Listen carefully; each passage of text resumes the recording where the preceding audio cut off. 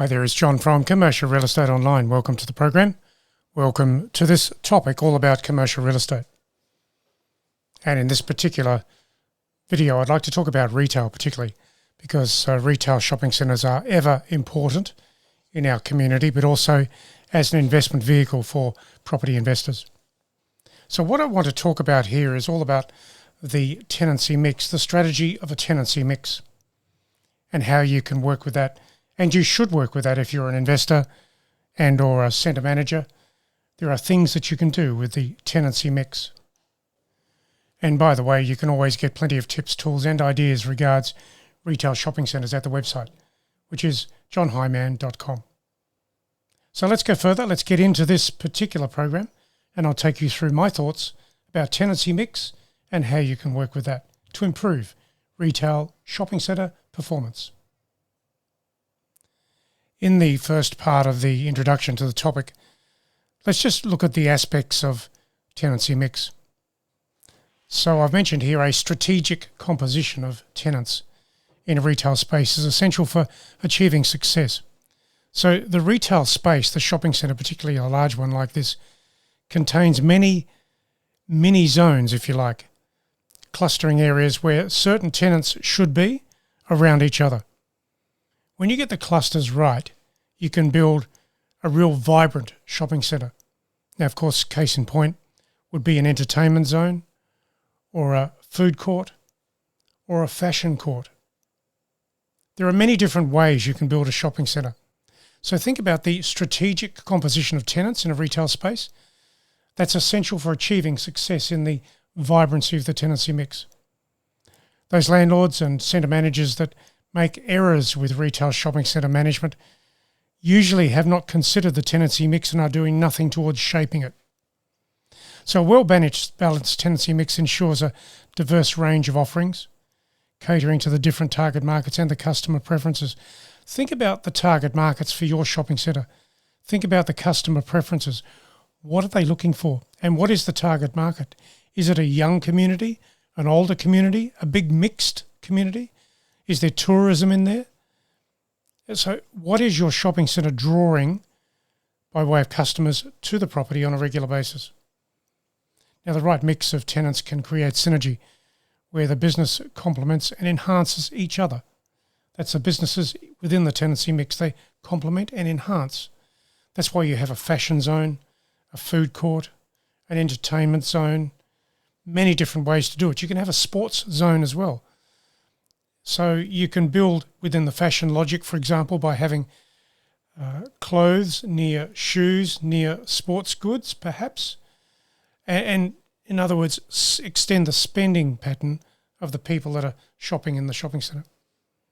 Now, examples of tenants mix strategies would include creating theme zones and incorporating anchor tenants into the overall design of the property. Anchor tenants are very important, of course. The nature of anchor tenants has changed over the years. Changed because we don't have department stores as dominant in the anchor tenant range. Supermarkets, sure, but not department stores. So things are changing a lot. You do need anchor tenants. But what is the best anchor tenant for your shopping centre? You need to think about that. Let's go further. So the benefits of a tenancy mix, a well-balanced mix of tenants can attract a diverse customer base.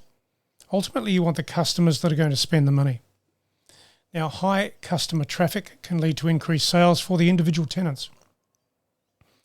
It's good once or twice a year to do a SWOT analysis of your tenancy mix and the tenants within that.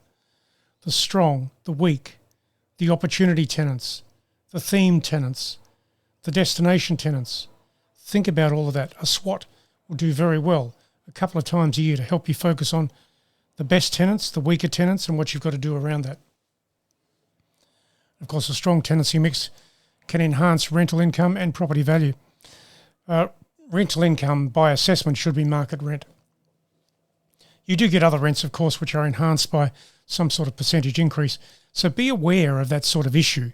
When you're looking at rents in a shopping centre, and particularly a tenancy, how did the tenancy get to that particular rental level? Because that may not be a market rent. So be careful. When you're looking for market rents to use in some sort of rent review or other lease deal, look at the rents you've been given or the rents that you've sourced, and then understand how they got there. Did they get there by way of a fixed percentage increase over time? Or did they get there by true market rent assessment? That will shape and change your negotiations on the other property that you're interested in or the other tenancy. So the drawbacks of a tenancy mix. A poor tenancy mix can result in lower customer traffic and decreased sales. It's interesting that a lot of, shall I say, smaller mums and dads type owners of small shopping centres with little retail experience just think about filling vacancies. They don't think about the balance, the clustering, the tenancy mix overall. They just look at their income and say, well, I've got to fill that tenancy mix. I've got to fill that vacancy. So they source a tenant, put it in there, and they forget about the rest. A strategic shopping centre owner or a strategic centre manager will always not just lease a vacancy, but always think about what they can do to find the right tenant for that spot to enhance the overall market rental profile for the zone, maybe the precinct, a food court perhaps. And of course, create customer sales for the tenants, which bolsters market rental income. That's the story. Now, incompatible tenants can create a negative atmosphere and deter customers. Some tenants are not good for your property.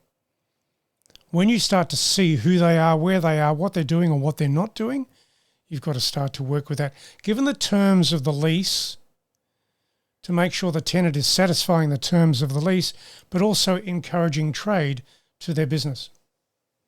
Ultimately, if you've got a bad tenant, they have to go and be removed from the centre when the lease allows, through the elements of the lease, the renewal, that sort of thing.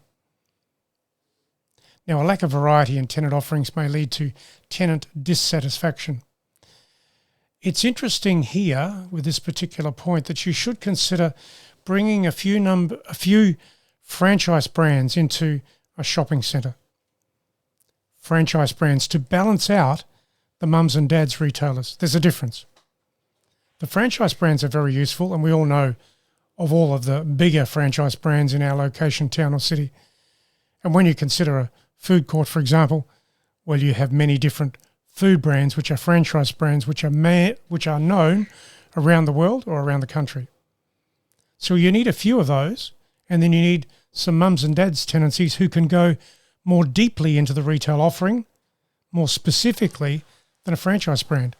Because ultimately the problem with a franchise brand is they stick to a model, which works for them, I get that. But they have to stick to the model because they have no other choice.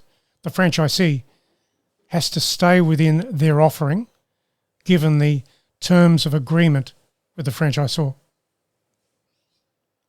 So if you're looking to have a diverse and successful shopping centre, you have some franchise brands with consistent branded offerings, which people want, and then mix it up with some mums and dads tenants who only have one shop, but they are very, very creative, culturally creative, marketing creative, food offering creative, whatever it is, to make sure that their offering is so unique and perhaps so unique in the country or the location, the town or the city, that people keep coming back to them. So I'd like you to think about that particular point as well. Let's go further. So your ideal tenancy mix, it's all about market demands and trends. And when you look at that, balance and diversity in the tenancy mix is crucial to meet the market demands and retail trends. Balance, diversity.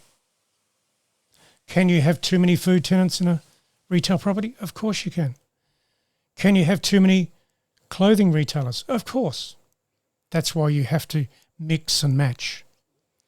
The right retailers ensure a variety of products and services for the customers, given the demographics of the customer, the age, the family size, the frequency of shopping, the spending money that they devote to their shopping once a week.